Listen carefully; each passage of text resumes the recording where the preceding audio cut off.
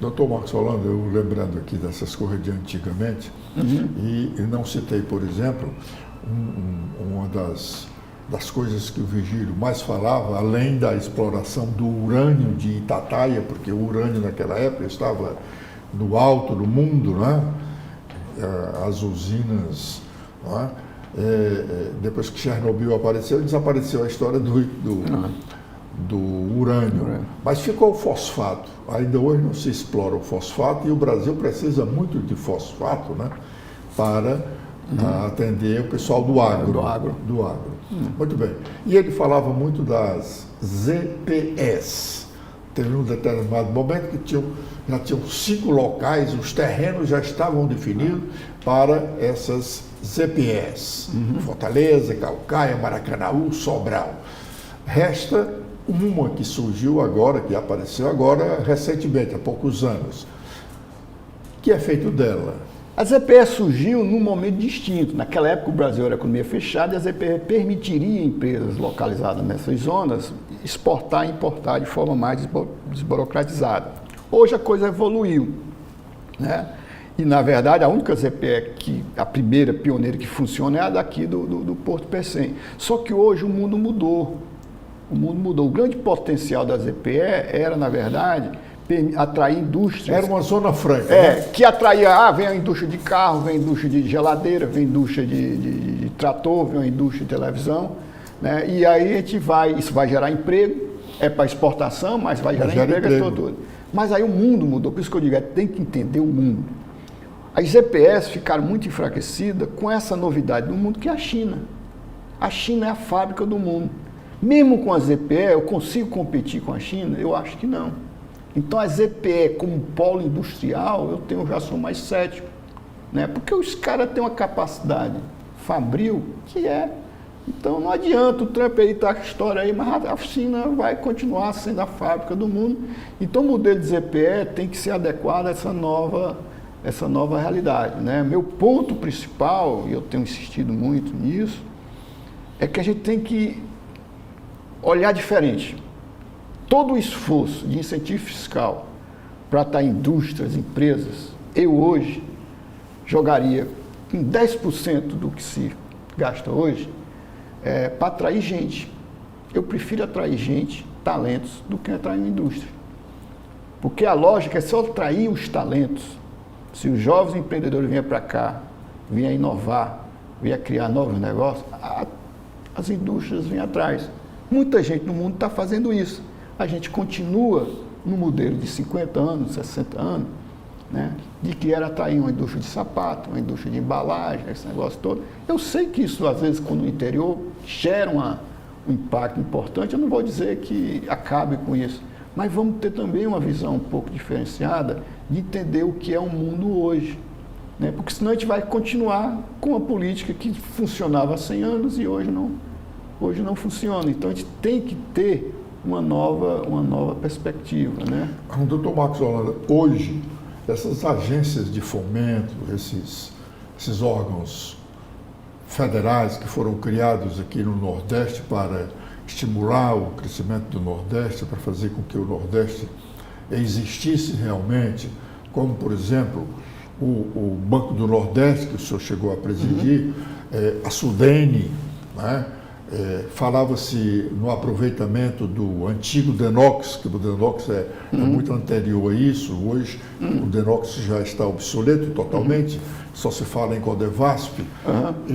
Mas a Sudene e o Banco do Nordeste hoje ajudam em que o Nordeste?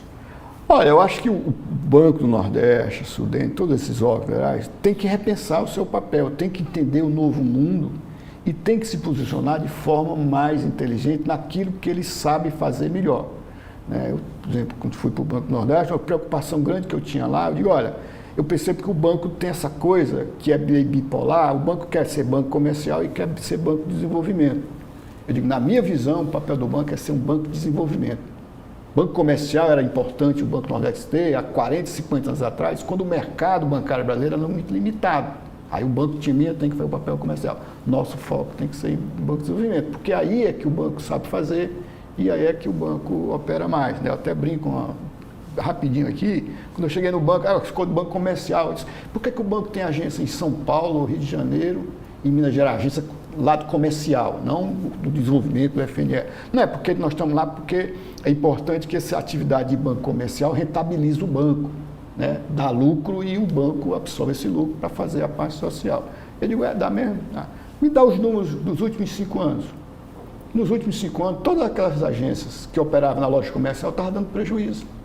Eu digo, vem cá, eu vou ter prejuízo numa agência localizada em São Paulo, Rio de Janeiro, Minas Gerais, em vez de usar os recursos e o nosso esforço para fazer desenvolvimento, não vou, manda fechar, fechou e não aconteceu nada. Então, as agências, eu acho que o Banco Nordeste tem que repensar um novo modelo, tem que reafirmar esse compromisso de banco de desenvolvimento e tem que olhar um mundo novo que está surgindo, né? Então, tem que estar conectado com a nova realidade. O banco tem feito avanços, eu acho que importantes, nessa parte de energia. O banco tem... Quando ele estava no banco, né, uma das últimas coisas que eu fiz foi criar o FNE Infraestrutura. E na época eu dizia, isso aqui vai ser o futuro do banco, porque o mundo mudou, o Brasil mudou. O Banco Nordeste, de forma muito correta, só pode emprestar dinheiro para o setor privado, não pode emprestar para o governo. Isso é muito importante.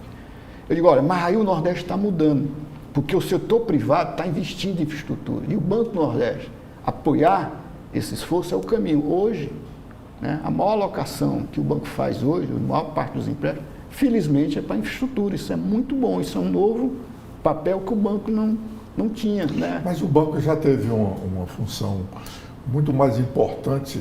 Essa que estou citando é importante, mas muito mais importante foi quando o banco tinha lá o seu ETEM, né, que fez com que os governos de estados nordestinos pensassem que o planejamento era importante para a administração pública estadual. Com certeza. Uma das coisas que eu tentei fazer no banco foi reforçar o ETEN, que na época eu criei a figura do economista-chefe.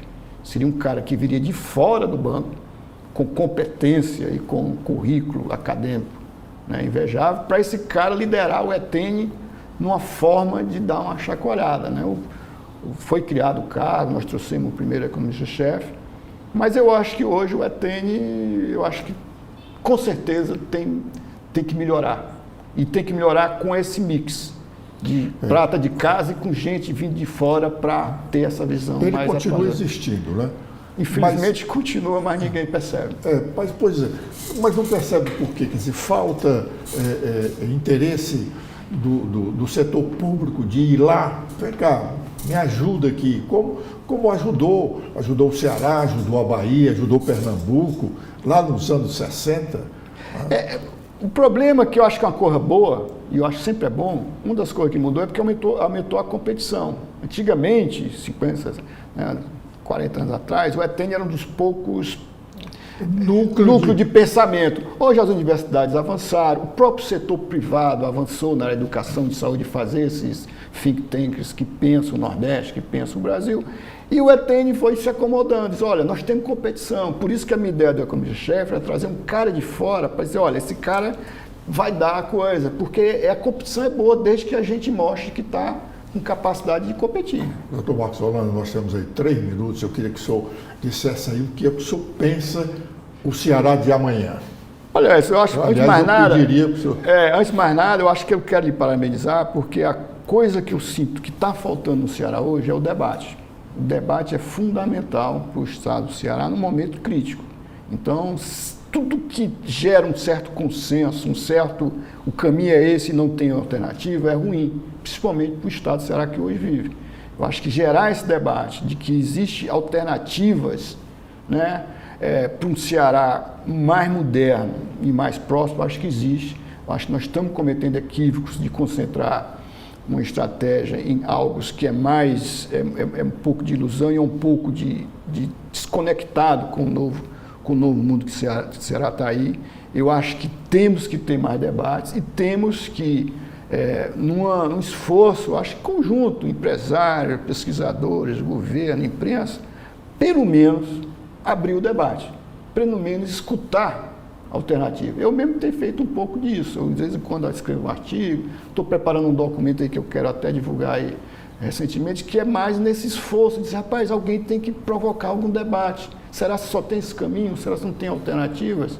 Né? O pessoal está entendendo esse novo mundo que está aí, então eu acho que esse esforço, que eu acho que é interessante, o que me dá assim, uma certa... Eu, pelo menos, tenho convicção que o Ceará tem alternativas viáveis, né, que podem ser, pelo menos, consideradas. Eu acho que isso é o que está precisando para o nosso Estado. Nosso Estado está num momento crítico no ponto de vista das finanças públicas, mas principalmente no ponto de vista de política econômica. Nós não temos mais tempo para esperar. Por quê? Porque o mundo está mudando muito rápido. Se a gente, na velocidade que o mundo está mudando, a economia está mudando, a gente continuar em coisas que baixo retorno, a gente não resolve o problema. Então, eu acho que, no mínimo, o que nós estamos precisando, e programas como esse, debates como esse, são fundamentais, é gerar, né, essa coisa. Eu não tenho receio de propor um novo, eu não tenho receio de errar, né, mas eu acho que é necessário. Então, eu acho que esse é um momento crítico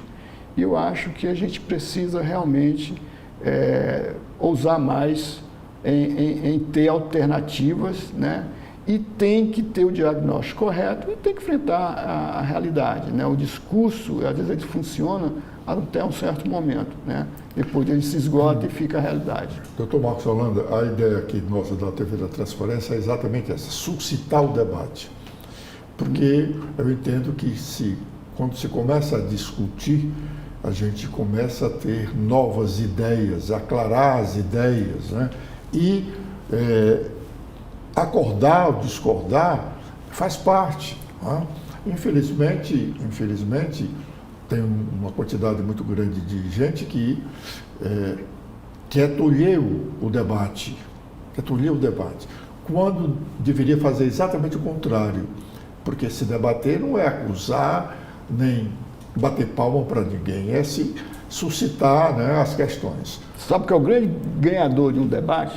São os governantes, porque percebem, né, uma crítica, né, mais isenta e, eventualmente, percebem alternativas. Eu acho que isso é fundamental. Doutor Marcos Holanda, muito obrigado pela sua entrevista. Obrigado.